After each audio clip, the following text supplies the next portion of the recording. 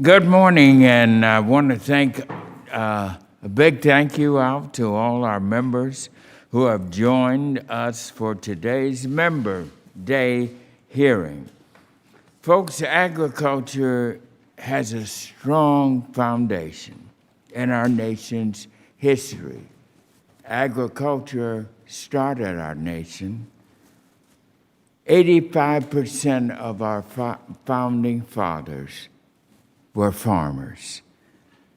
That's what farming means to our great nation. Agriculture has been that foundation, and agriculture, our committee, has a proud history of working together across party lines to advance legislation needed to ensure that we continue to have thriving communities, but especially rural communities. Why do I say that? Our rural communities are the heart and the soul of our great nation, and most certainly the heart and soul of our agriculture industry. As a matter of fact, agriculture represents, out of our 50 states, 44 of our 50 states' largest part of their economy is agriculture. That lets you know the significance and importance of agriculture. And it is no secret that our farmers, our ranchers, and our rural communities across this country are facing serious challenges of all kinds. And we have a wonderful roster here on our Agriculture Committee, but I recognize that there is a wide number of other members who are not on our committee that certainly want to be heard, and we want to hear them to share with us what their ideas are. Folks, we've got some great challenges: climate change, rural broadband, the concerns and issues facing our black farmers, our disaster aid, crop insurance, our food security. All of these issues are here, and our agriculture is grappling with each of these as we speak. But as I said, we have other members that have issues as well, and we want to address those issues and make all of our members, both Democrats and Republicans, who want to help us to lead this nation in maintaining agriculture, not just as the dynamic industry that it is, but we want to ensure that our United States agricultural industry is always kept as the number one agriculture industry in the world.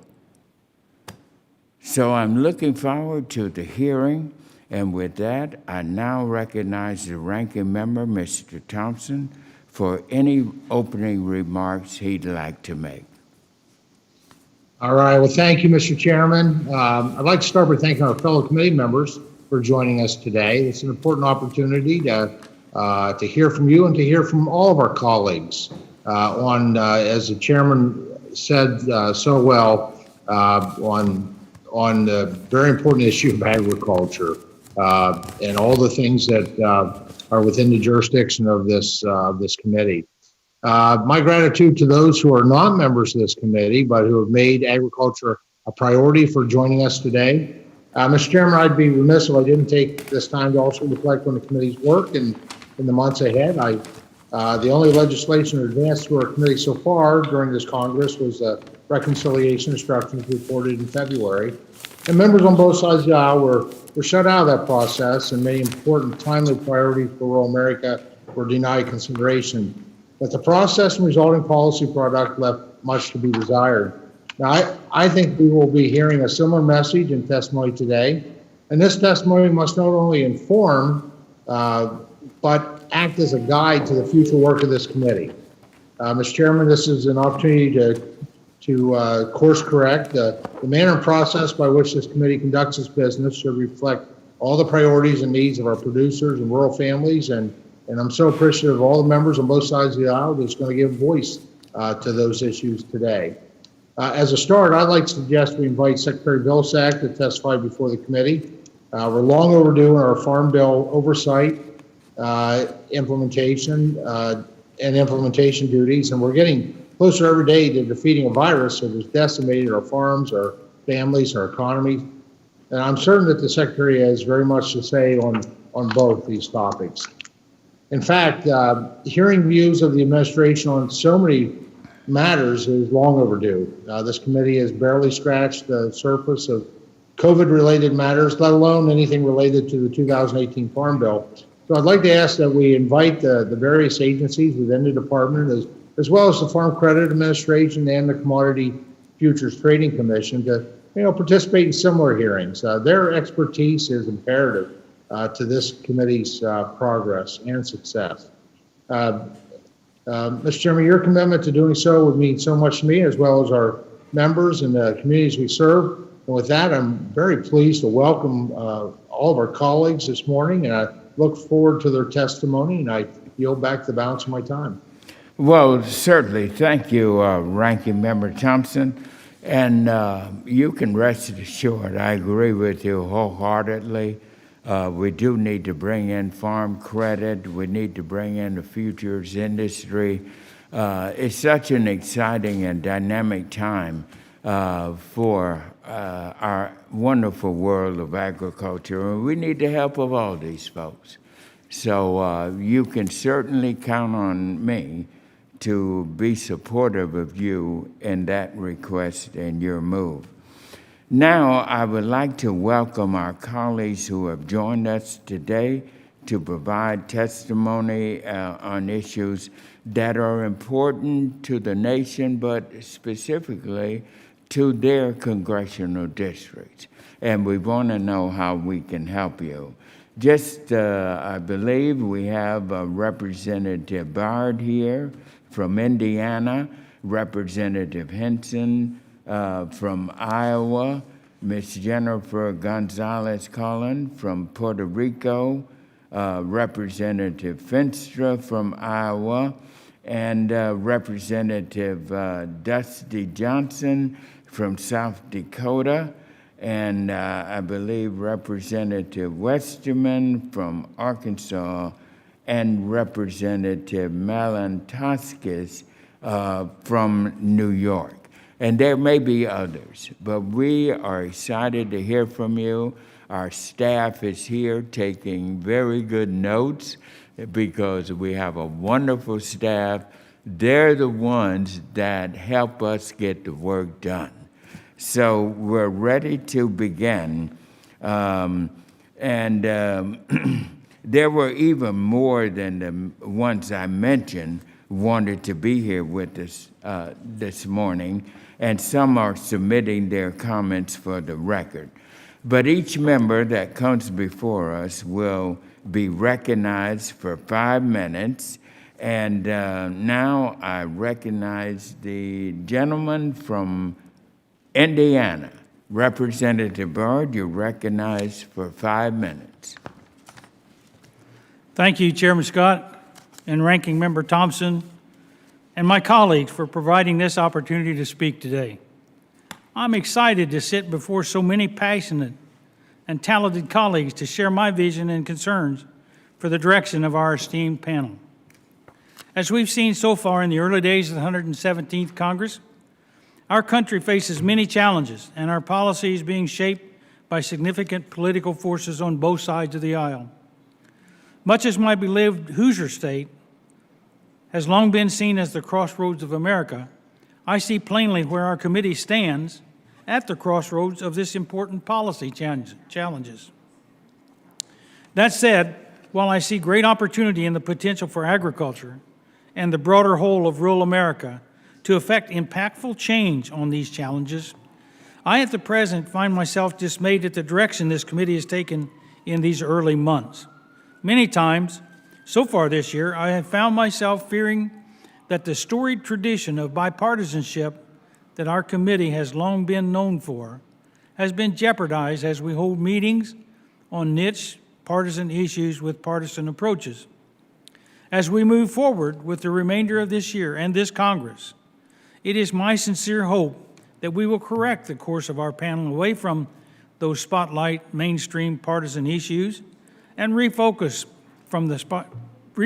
our attention on providing much-needed leadership to rural America, agricultural producers, and the critical importance of our nation's food systems. The administration, House and Senate leadership, and even the leadership of this committee have made clear that climate change mitigation is among the highest priorities of this Congress. This issue is a perfect example of a topic so easily corruptible by partisan and political rancor, but with so much potential for our mission if approached responsibly.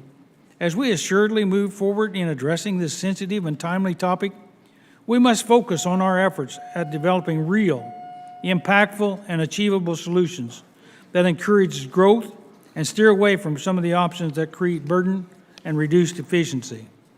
While there's a real risk that climate change policy could create many challenges for the agricultural industry, if addressed correctly, it could instead offer tremendous opportunity with multiple beneficiaries.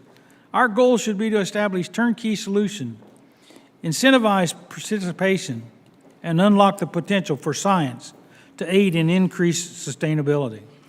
We need to find and provide the tools that allow producers to work smarter, like improving rural connectivity that allows for increases in precision agriculture, which leads to increased yields with reduced inputs like fertilizers, pesticides, water, and fuel.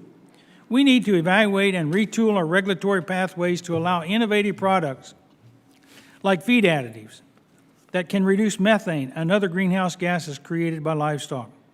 Adopt new technologies like soy methyl ester sealants for roads and bridges that don't require replacement and they double the life of the concrete infrastructure, greatly reducing carbon emissions while providing demand for American soybeans. We need to give credit to farmers and ranchers for the good work they've already do to benefit our environment through good stewardship, conservation, and the greenhouse gases they sequester through the growing cycle. We need to facilitate the adoption of tools like methane digesters, like those used by the Fair Oaks Farms and Biotown Ag in my district, to turn animal and food waste into incredibly useful biogas that can be used for electricity and for transportation fuels. Of course, we need to look for more opportunities, both domestically and abroad, to increase adoption of biofuels like ethanol. With a Harvard study recently reported, offers a 46% reduction in greenhouse gases over the fuel additives they replace, all while rebuilding our rural economies and without decimating our fossil fuel industry. These are just a few of the examples of how to turn challenge into opportunity. But regardless of your pursuit of these and other solutions, it is my highest priority that whatever policies we adopt around this issue be producer-focused, accessible, and not punitive. Other key areas of importance for me this year include unwavering support for the critical safety net programs that keep producers in business, and our nation's food supply stable, protecting the Commodity Credit Corporation from being commandeered by the administration, expanding access to foreign markets to our agricultural goods, protecting our nation's biotech and scientific capabilities by stopping intellectual property theft and forced technology transfers to gain access to foreign markets like China, and shaping new regulatory pathways allowing innovative new products to come to the market and more accurately evaluating products already there. Only got about 30 seconds, Mr. Chairman. All right, go right ahead. We'll give you that extra. As we move forward with our work in Congress, I look forward to offering my passion and expertise to help bring real solutions to the challenges facing our nation. I look forward to working closely alongside each and every one of you as we work to serve America's farmers and ranchers and the whole rural of America. With that, Mr. Chair, I yield back. Certainly. Thank you, Representative Bard. An excellent testimony. Next, we will hear from Ms. Henson from Iowa. You are Thank you. recognized. Thank you, Chairman Scott and Ranking Member Thompson as well for having me. Members of the committee, it's a pleasure to be with you today here on Member Day. I look forward to offering my ideas to some of the challenges faced by the agriculture sector in Iowa. I know we're well represented on the committee, but I know there are so many issues facing our rural communities, and I just wanted to add my voice to those issues today. Last month, I introduced the Precise Act, which is legislation that would make it easier for our farmers to access precision agriculture technology by allowing existing Farm Bill USDA programs like EQIP and CSP to cover precision ag tech. The legislation presents a farmer-focused solution to the very real challenges we face, and I hope it will continue to gain additional bipartisan support. I've heard from Iowans across the ag industry about how precision ag technology is key to increasing crop yields while simultaneously lowering our overall inputs, front-end costs to our farmers, and also positive environmental impacts. However, it's also extremely expensive to start using this precision ag technology, making it out of reach for many of our family farmers in Iowa. The Precise Act would expand access to this technology, including tools to connect a rural broadband for producers using these innovative strategies. Mr. Chair, I did appreciate your remarks about rural broadband as well.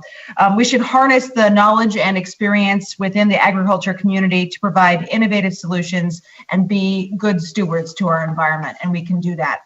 Farmers don't just deserve to be at the table because the policies impact them.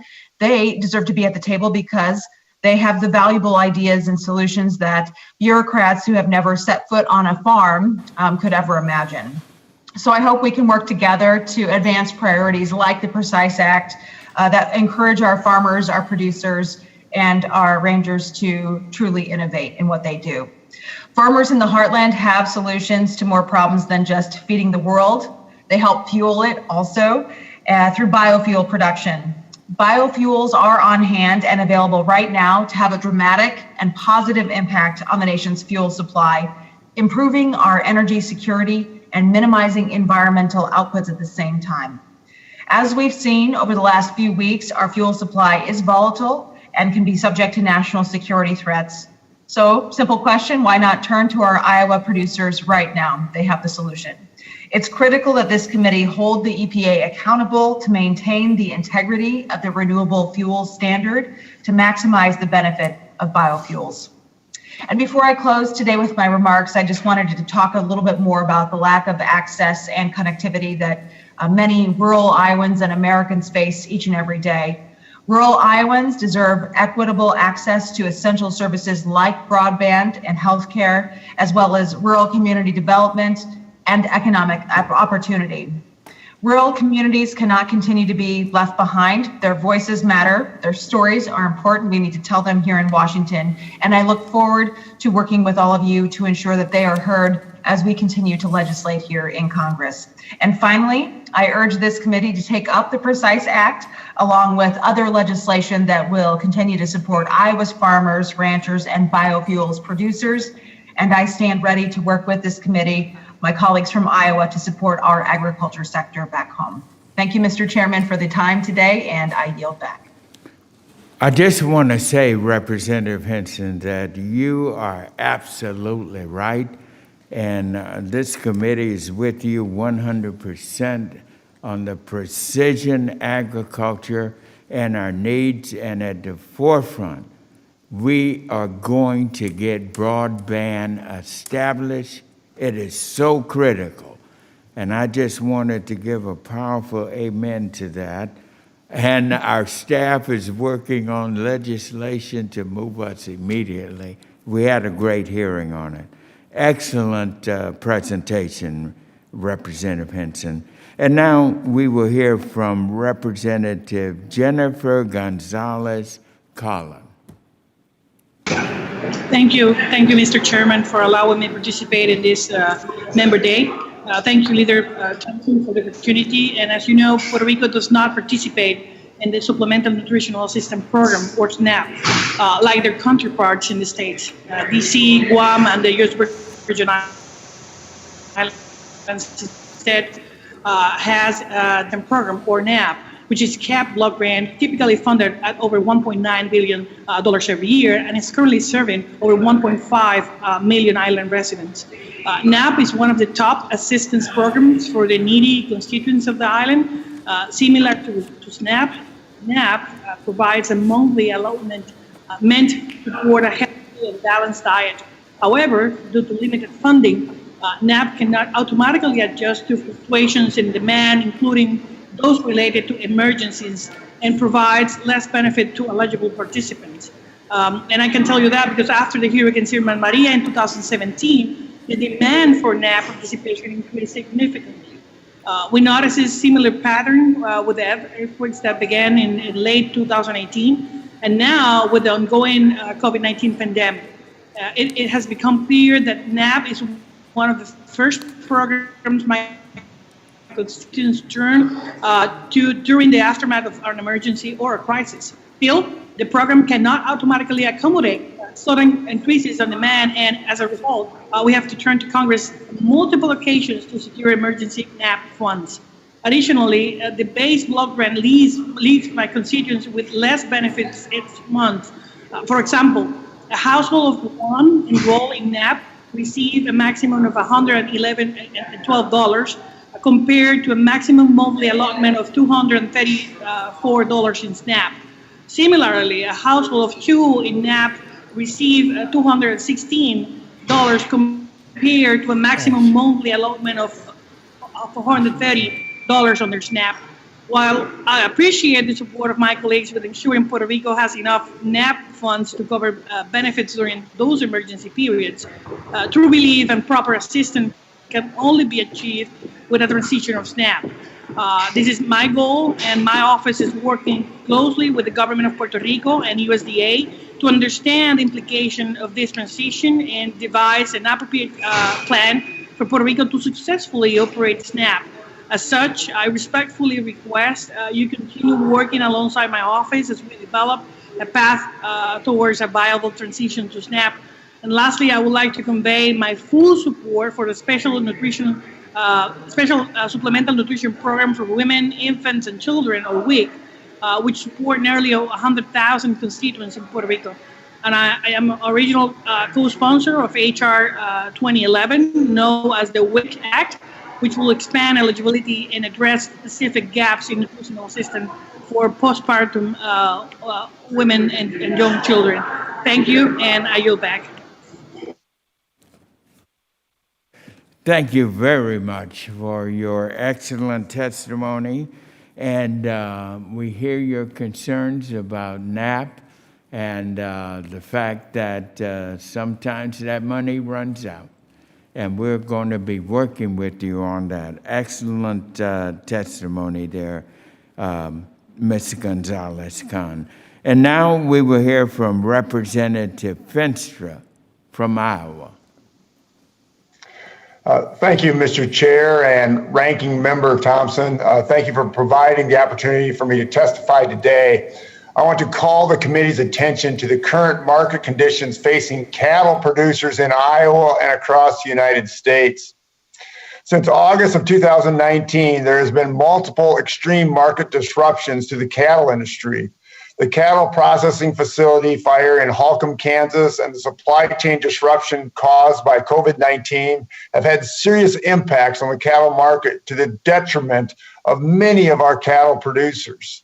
As a result, we saw boxed beef prices dramatically increase while live cattle prices have decreased over the last year. In some cases, cattle producers were left without a market to sell their cattle and were responsible for higher costs to feed and care for the cattle until a market could be found. Over the past several weeks, we have again seen the price of boxed beef continue to increase while cattle prices remain stagnant. The gross packer margin on cattle has grown, but I continue to hear that cattle producers are struggling to even break even, to a point of losing approximately $100 to $120 a head for every one sold. There are a lot of factors contributing to the current market situation. We know that the 4 meat packer companies control over 80% of the cattle processing in the industry. This simple fact leaves the cattle industry particularly vulnerable to market disruptions. It also can leave cattle producers with few options to market their cattle if a packing facility has to reduce their processing capacity, which we saw with COVID, and now we hear a lot of packers saying that they don't have workers, which is causing a slowdown. In Iowa, I have heard from the producers concerned about the packers having a captive supply. Packers have purchased all the cattle they need through formula contracts whose details are not known to the public, and then those packers are not active in the market for a week. As a result, some cattle producers are left without a place to sell their cattle and must continue to cover the costs of feeding and caring for them as the commodity prices can soar. The issue highlights a growing discussion if there is enough cash negotiation taking place in the marketplace to ensure true price discovery and to allow cattle producers sufficient leverage in the cash negotiations. There are several legislative proposals that are being discussed about how to tackle this issue, and I believe it is a discussion that must take place prior to reauthorization of the livestock mandatory reporting. We also have heard that the labor shortages of COVID-19 precautions have impacted processors' ability to operate at full capacity. Again, this is a very serious problem as the cattle continue to back up. We should also take time to examine how we can assist small and medium-sized processors to create additional markets. These are just a few of the issues that I have been hearing contributing to the current situation facing our cattle producers. While there are several intertwined issues taking place, I believe it is our responsibility of this committee to examine what is going on and put forth solutions that will help remedy the state of the market to ensure family cattle producers can make a living and through their hard work. The time is to act now, and I hope, Mr. Chairman and Ranking Member Thompson, that you will commit to working with me toward hearing and examining the state of the market and putting forth solutions in the near future. I cannot tell you how crucial this is. We have current independent cattle producers that will probably not be in business in the next 6 months if we do not get this rectified. It seems that there is a captive market through the packers, and if you're not part of the packers, you're out in the cold. These are things that need to be looked at. Thank you, Ranking Member and Mr. Chair, for considering these options. Well, thank you, Representative Fentra, and you've raised some very important issues that are of concern to me as well. Quite honestly, I have talked with several in the cattle industry about getting help to the small and medium-sized producers. But it's very interesting that you pointed out that some of our cattle producers are now losing up to $100 to $120 per head. And that is something that we look forward to helping and making sure our cattle industry is thriving.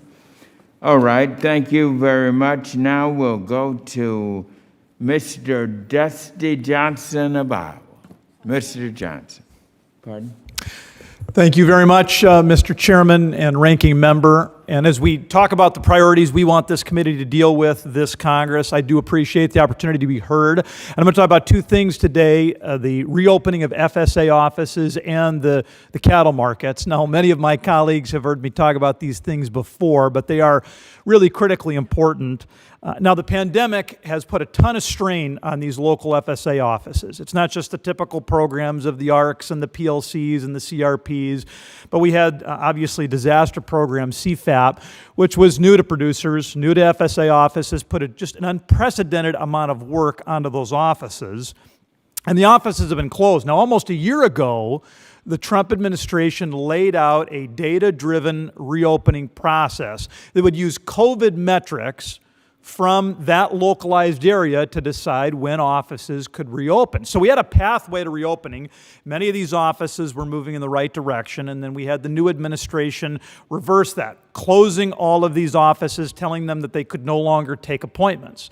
And given the workload that is out there, we've got to get these offices open back up. This committee has a constitutional duty to do oversight. This is the kind of meat and potatoes, blocking and tackling oversight that we should be conducting. We haven't had a hearing yet with administration officials to talk about operational issues related to producers, and I think we really should. So that's number one. Number two, I want to talk about the cattle markets.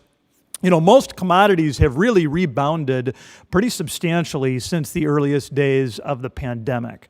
But cattle producers have been left behind in that rally. Now, for a lot of the commodities, it's a substantial increase in export demand, in some cases really incredible increase in export demand that has driven that. But again, the cattle guys have been left behind, and there is a tremendous amount of concern, uncertainty, and pain out in cattle country. And I just want to make sure that we understand this has got to be something we address at the committee level. Now, there are a few reasons for this. Number one, we do have serious labor shortages. That's a national problem across all industries. But when you don't have the workers able to show up at these packing plants, it substantially reduces the capacity. That has huge ripple impacts. Now, there are also some structural deficiencies, especially a lack of processing capacity. Even during the best of times, we don't have enough shackle space.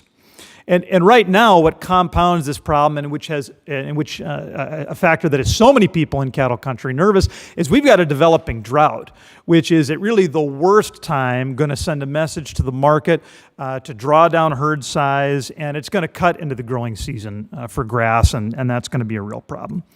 So we had the USDA did an analysis, they did an investigation, they released, I guess you'd call it an interim report that analyzed the growing gap between box beef prices and what producers were getting on the hoof. And I thought it had some valuable insight. It showed that because of the pandemic, we had a 40% reduction in the processing capacity at the plants. And that choke point created very negative impacts on both ends, to both consumers and producers. Producers, your cow-calf folks were getting, or your feeders, were getting 18% less than they were before on already lousy prices. And then you had consumers who were paying, in some cases, 80% more for boxed beef. That choke point, that structural deficiency is a serious problem. So what do we do about it?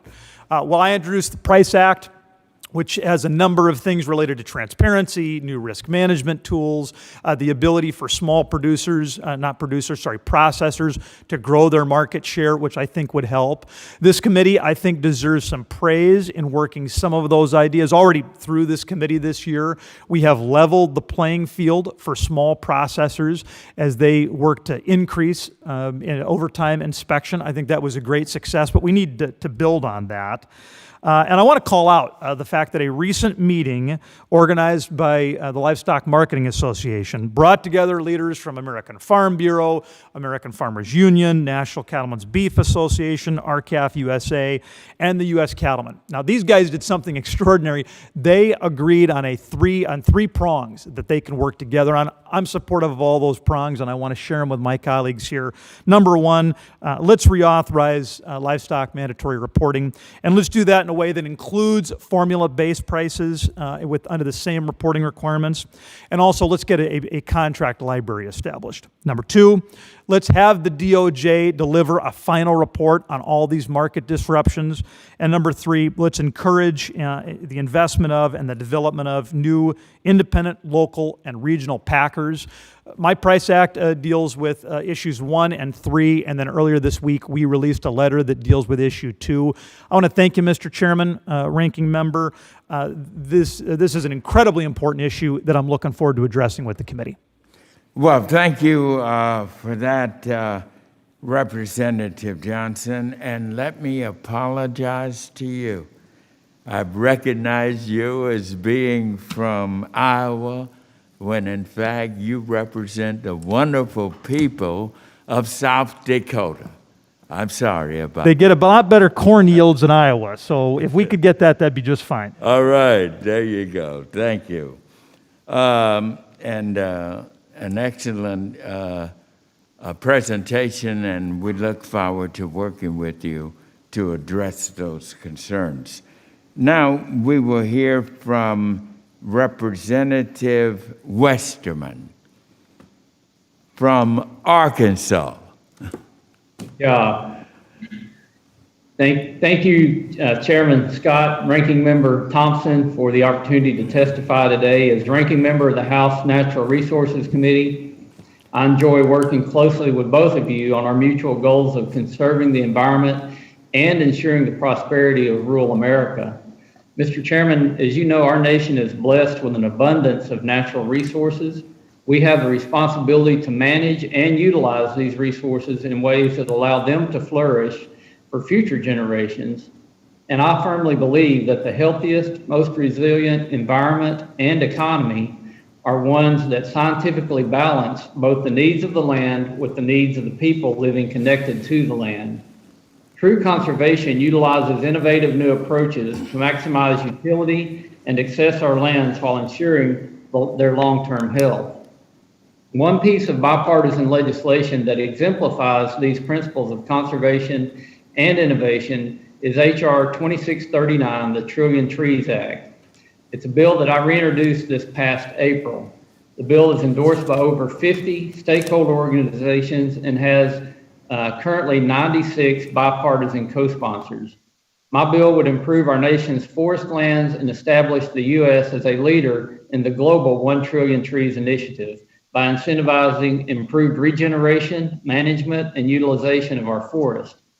Studies show planting and restoring 1 trillion trees globally would sequester 205 gigatons of carbon. That's an amount equivalent to 2/3 of the carbon released since the beginning of the Industrial Revolution. We currently have over 400 parts per million of carbon in the atmosphere, and the American people are demanding that Congress take practical action to address this issue. Natural climate solutions like the Trillion Trees Act are key to our future as we seek common sense, innovative ways to address atmospheric carbon. House Natural Resources Republicans held a forum on the bill in celebration of Arbor Day, where representatives from Walmart, the National Wildlife Federation, the National Alliance of Forest Owners, and University of Idaho testified in strong support of the bill. During this forum, witnesses highlighted both the economic and carbon storing benefits of sustainable forest products and global reforestation initiatives. As this committee works to identify practical, pro-growth carbon solutions, I hope that the House Agricultural Committee will hold an official hearing on the Trillion Trees Act. Additionally, I would like to highlight several bills which were included in the Trillion Trees Act, but were also introduced as standalone pieces of legislation referred to this committee. The first is H.R. 2477, the Urban Forest Act of 2021, a bipartisan bill introduced by Representative Malliotakis from New York. Urban forests are important sources of carbon sequestration and sequestered nearly 130 million tons of carbon in 2018. The Urban Forest Act of 2021 would enhance and maintain these forests while helping create new jobs focused on new wood products and forest management. Because it deals with H.R. 2500, the Forest Tech Improvement Act, introduced by Representative Moore of Utah, aims to improve the pace and scale of reforestation efforts via new technologies like drones and advanced GIS mapping technologies. Third, H.R. 2526, the SOS for Seedlings Act, introduced by Representative Bentz, addresses a significant U.S. seedling shortage by providing critical direction to the U.S. Forest Service to develop a comprehensive seedling strategy and increasing resources for federal, state, tribal, local, and private nurseries. If the United States is to both become a global leader in reforestation and address the reforestation needs driven by catastrophic wildfire, we must dramatically scale up our current U.S. nursery capacity. Last but not least is H.R. 2581, the Biochar Act, introduced by Representative Harrell. Biochar is an emerging carbon sequestration tool with exciting potential to sequester carbon from biomass for hundreds, if not thousands of years. Biochar, which is produced by heating biomass in the absence of oxygen, also has a litany of other environmental benefits ranging from improved forest health and resiliency, agricultural productivity, environmental remediation, water quality improvement and retention, and improved soil health. This bill would create new demonstration projects for biochar to improve its commercialization, as well as new applied research and development programs to test its applicability in a variety of sectors. To quote something Ranking Member Thompson frequently says, the 2018 Farm Bill was the greenest farm bill in history. I believe that if we don't pass these bills as standalone beforehand, the inclusion of the Tree and Trees Act and the additional bills I mentioned can help make the 2023 Farm Bill even greener and provide a benefit to both the environment and the economy. Thank you again for the opportunity to testify today. Again, as Ranking Member of the Natural Resources Committee, I'm committing to working with you to advance meaningful bipartisan conservation and forestry legislation that will improve the lives of Americans across the nation. Thank you, and I yield back. Yes, well, thank you very much, Representative Westerman. And your comments are quite timely, as you know. Dealing with climate change is one of this committee's foremost issues, and the foresters play a very important role in that.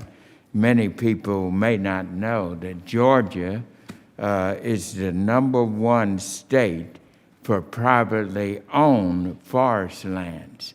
And so I'm very much aware of the vital role that our forestry friends have played over the years, but none more than right now as we're grappling with carbon sequestration and dealing with how we make sure that we are able to deal adequately with agriculture at the forefront of this nation's policies dealing with climate change. Next, we will hear from Mr. Malio Taskis. I hope I got that right, from New York. Thank you, Mr. Chairman. Thank you, Ranking Member Thompson, and also thank you to Congressman Westerman, who really set up my opportunity to speak perfectly by also plugging my bill, the Urban Forest Act. I would like to thank this opportunity to come before you today and present my testimony regarding a bipartisan piece of legislation that I introduced, H.R. 2477, the Urban Forest Act. Urban forests are important sources of carbon sequestration, as was just mentioned by you, Mr. Chairman, and have already sequestered nearly 130 million metric tons of carbon in 2018. In addition to carbon sequestration, urban forests also provide numerous other benefits to communities, including job creation, reduction in air pollution, and stormwater runoff, mitigation of heat island effect, and reductions in home energy costs for consumers. This multitude of benefits means that for every $1 invested in urban forestry, it can provide $2 to $4 in return. So how can we take advantage of these benefits? Well, my bill creates a competitive matching grant program based on the Arbor Day Foundation's Tree City USA program to enhance and maintain urban forests, particularly for communities with low tree and environmental equity. supports local job creation through Job Corps by establishing civilian conservation centers in urban areas to teach important technical skills related to urban forestry. It creates a new pilot project that incentivizes innovative products made from urban wood sources. It adds carbon sequestration as a goal of Forest Service's Urban and Community Forestry Program and to the 10-year Urban Forestry Action Plan. This bill also reauthorizes the National Urban and Community Forestry Advisory Council. It increases the authorization of appropriations for the Urban and Community Forestry Program to $50 million for 5 years. It also improves data collected on urban forests through the Forest Inventory and Analysis Program and coordinates existing urban forestry programs and research areas between different departments and agencies. At a time when we are really seeking to work in a bipartisan fashion on this issue of climate change, this is one particular bill which I'm very proud to have the co-sponsors from east to west of our country, from Alaska to Hawaii. It is co-sponsored by Reps. Sanford Bishop of Georgia, Bruce Westerman of Arkansas, Don Young of Alaska, Kurt Schrader of Oregon, Joe Morelli of New York, and Ed Case of Hawaii. We have 4 Democrats and 2 Republicans currently co-sponsoring this bill with me, and I welcome all the members on the committee to please add their names, and I would really strongly urge and appreciate if you could help, Mr. Chairman, to move this through the committee process. Thank you very much. Thank you so much, Congress lady, and you're very right. And I think your bill is getting good traction. I'm well aware of it, and we look forward to working with you on the Urban Forest Act, House Bill 2471. And 77. Pardon me. Yes. 2477. And Mr. Chairman, I would love if you would consider sponsoring it yourself as well. Thank you so much for your time. 2477. Thank you for that. I really appreciate it. And that goes with our no-till farming, our cover crops. These are things that we in agriculture can do and take the lead in bringing down so much carbon in the air and getting it back in the ground where we need it. So thank you for that, and look forward to seeing this bill move. Next we have, I believe, Representative Cahaley. Cahaley from Hawaii. Aloha. Aloha. Aloha, Chairman Scott. Aloha, members, Ranking Member Thompson, and members of the Committee on Agriculture. Mahalo for hosting today's bipartisan Member Day hearing. Mr. Chairman, agriculture in Hawaii is its 3rd largest industry, consisting of predominantly small, family-owned operations that generate more than $1 billion in revenue annually. These operations create businesses and job opportunities and help keep our rural communities vibrant. Hawaii leads the nation in the production of coffee, Kona coffee, macadamia, ginger root, pineapples, bananas, taro, passion fruit, and our floriculture industry generates more than $85 million in revenue each year. Island geography, both within and between the islands, restricts businesses in various ways related to the economics of operations. Fixed costs as a percentage of revenue are higher for transportation, labor, energy, land, input, and other operating expenses. Tropical and subtropical agriculture and year-round growing seasons make it very challenging to control insects, weeds, funguses, and plant diseases. And while many farmers embrace integrated pest management techniques, some are compelled to purchase expensive synthetic controls to limit crop losses from noxious species. Separation from land-grant universities and federal research and development laboratories further inhibits acquiring new and innovative technologies in a timely manner. Additionally, federal food programs such as the Women, Infant, and Children Farmers Market Nutrition Program and the Senior Farmers Market Nutrition Program have been invaluable. Still, much can be done to address the concerns and needs of Hawaii's and our nation's agricultural rural communities. To address Hawaii's pressing agriculture needs, I first asked the committee to modernize federal agriculture research facilities and commit to a business plan to address land-grant university research infrastructures.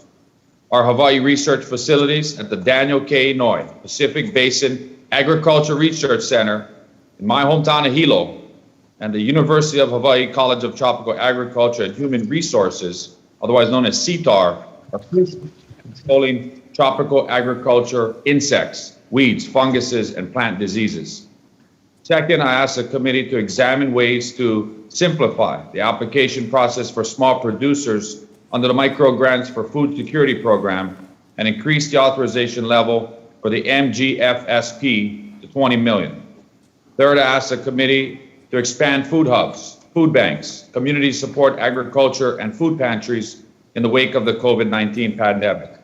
In Hawaii, these programs provided fresh fruits, vegetables, and protein to consumers in need, but they also helped stabilize local farms by creating a demand for produce, giving Hawaii's small-scale farm operations, food hubs, CSAs, and other outlets, which are very critical as food producers to sell their crops at a fair market price. Lastly, as Congress works to reauthorize the Farm Bill in 2023, I asked the committee to establish in the 2023 Farm Bill a program dedicated to area-wide integrated pest management.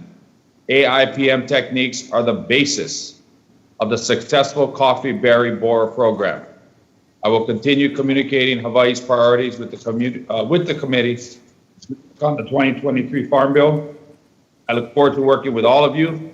I wish I was on the Agriculture Committee, Mr. Chairman. Hopefully, if I get to come back, I get another chance. But I look forward to working with you to strengthen our nation's farm programs. I just want to mahalo all of you for your commitment to helping our farmers throughout the nation and in the Hawaiian Islands. Thank you so much, Mr. Chair, and I yield back. Well, thank you, Mr. Representative Kahele, for your excellent presentation, and we would certainly enjoy having you on our Agriculture Committee. And I think you made some very good points there. And as you know, our 1890s, our land grant, colleges and universities are playing a vital role, and we would certainly look favorably on your efforts to be included with your land grant universities that you mentioned in Hawaii. And the food banks, we can't say enough for how they're responding to this.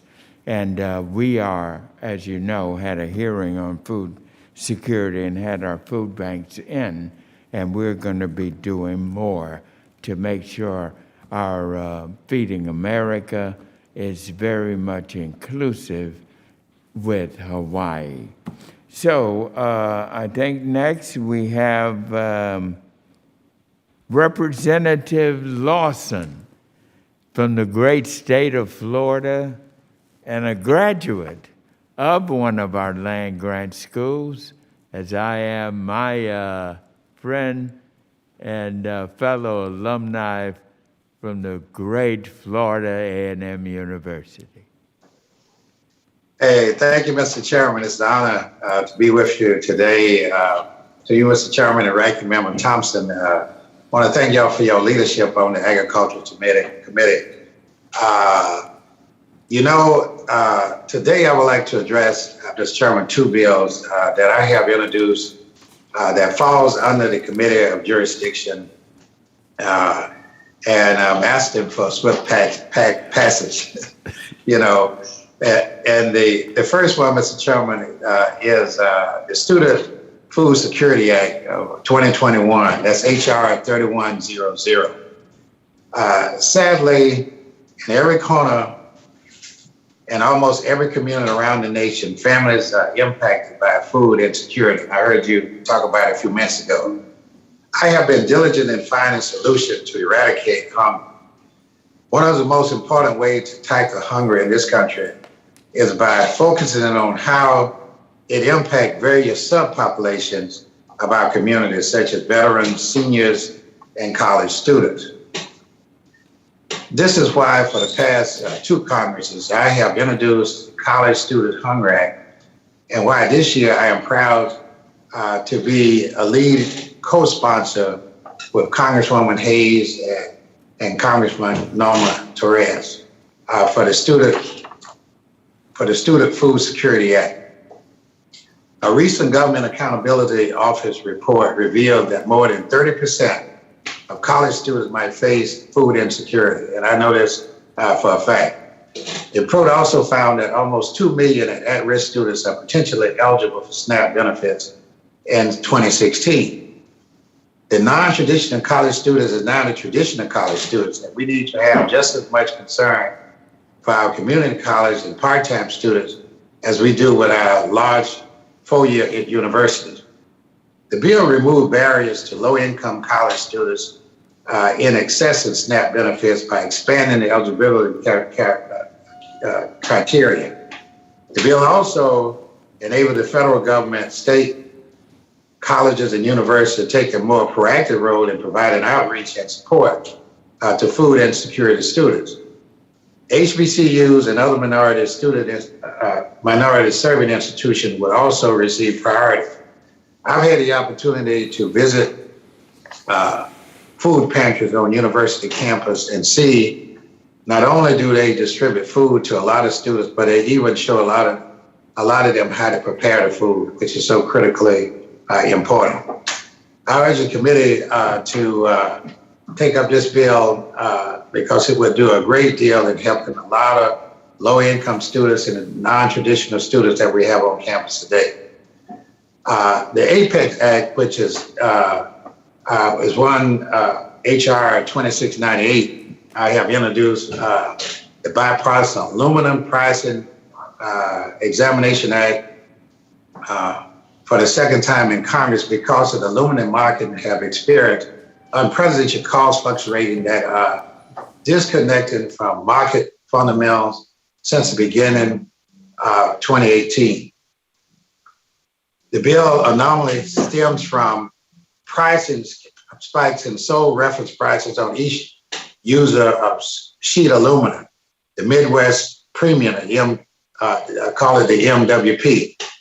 The MWP is intended to serve as a shipping and handling cost for transporting aluminum for a producer to the end user, has more than doubled since the beginning of 2018. The unforeseeable price variation has added hundreds of millions of dollars, and the cost to the end user to increase the prices of sodas, beer, and other household goods for our constituents. The Apex Act grant the Commodities Future Trading Commission proper statutory authority to conduct oversight of an investigating pricing, setting, and reducing entities in the aluminum market. The expert also provided the Department of Justice the ability to consult with the CFTC to ensure all oversights of regulatory action are in accordance with the antitrust statute. Additionally, the legislation afforded the Attorney General the opportunity to formally comment on the proposed CFTC regulation action and guideline. Nothing in this legislation, and I want to repeat again, nothing in this legislation allows for pricing setting by the government. Again, I want to thank you for the opportunity to bring this before the committee. Well, thank you, Congressman Lawson. You mentioned in your presentation that 30% of students face food insecurity. Could you tell me what that study was again? It was a recent Government Accountability Office report. And so I would have to get that information back to you. I had this information on hand from the last time, and I thought it was very significant, and I probably didn't write the study down, but I will get the study to you. And you also mentioned... It was a government accountability office study. Okay, that's fine. It might be helpful to us because I think this supports your HR 3100, is that right? That's correct. Okay, and that impacts and deals with particularly hunger facing our veterans, our seniors, and college students. That's correct. All right, very good. I think that is something we need to move swiftly on and get that study would be very helpful in boosting and making sure we get your bill moving. So look forward to working with you on that. Now we will hear from Representative Ronnie Jackson from Texas. Thank you, Mr. Chairman, and Republican Leader Thompson for holding this hearing today and giving members like myself a chance to have their voices heard. I just want to reiterate as well, I've talked to Ranking Member Thompson about this before, sir, but I too someday want to be in the near future at the first opportunity. I would like to be on the committee as well.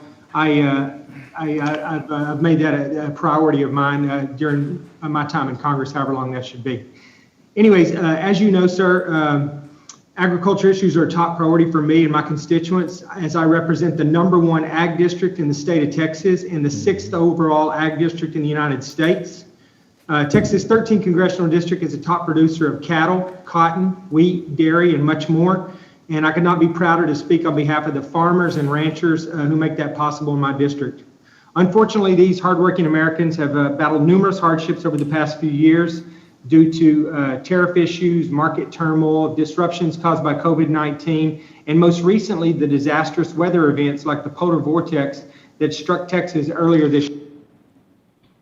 Also increased coverage for droughts to ensure that all droughts are covered as natural disasters under the WIP program, a provision that will immensely help cotton producers across the country. Mr. Chairman, I come before the committee today to urge consideration for the Restore Act to help extend a valuable lifeline for the men and women who tirelessly work to feed our great nation. This is an excellent opportunity to foster bipartisanship and to support our farmers throughout this tumultuous time. I want to thank you again for holding this hearing and for allowing me to be present during this legislation, for me to present this legislation before your committee. I look forward to working with each of you on these issues in a bipartisan and effective manner. With that, Mr. Chairman, I yield back. Thank you. Thank you very much, Congressman Jackson. And your Restore Act, let me just tell you, this is an issue that we are grappling with on committee as I speak. Disaster aid is so critical. And we, as everyone knows, I'm trying to put together an effort to create a separate immediate disaster aid fund so it doesn't have to go through the regular appropriations process. It just takes too long. And many of our farms are done away with because we move too slow. And so we are working on a bill to set up a permanent disaster aid that is already there, that we can get help down to our farms in their time of need. And we saw what happened in your great state of Texas. This climate is causing us to really come up with our challenges here. So look forward to it, and you too would be welcome to join our committee, and we'll speak out at the rate we're going. We may have to expand our numbers, Ashley, but we welcome you. I often tell everybody this is our single most important committee.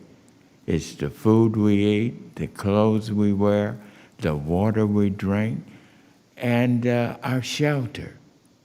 We can do without a lot of things, but we cannot do without food, water, clothing, and our shelter. So, Madam, is that anyone else? Oh, okay. Before we adjourn, let me just ask, is there anyone else that may have come in we missed in here? This has been wonderful, and we appreciate it. But before we adjourn, I want to invite our ranking member to make any closing remarks that he'd like to make, and look forward to hearing from our ranking member. Ranking Member Thompson, you're recognized. Chairman, thank you so much. Thank you to all of the members that testified. We heard from 10 members today with their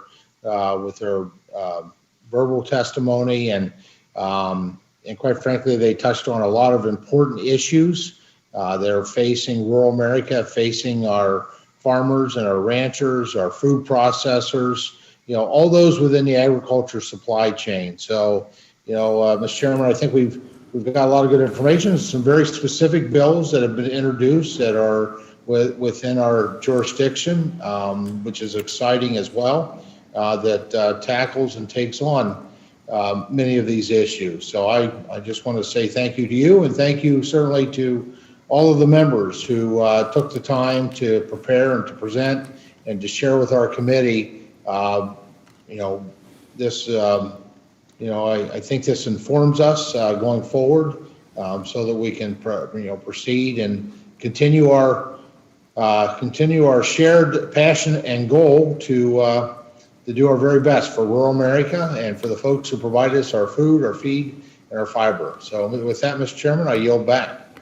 Well, thank you, Ranking Member, and I agree with you 100%. It's been a very, very thoughtful, good presentations, and we got some great members out there, both on the committee and those that, as you see, Mr. Chairman, and heard, there are others who want to be on this committee with us.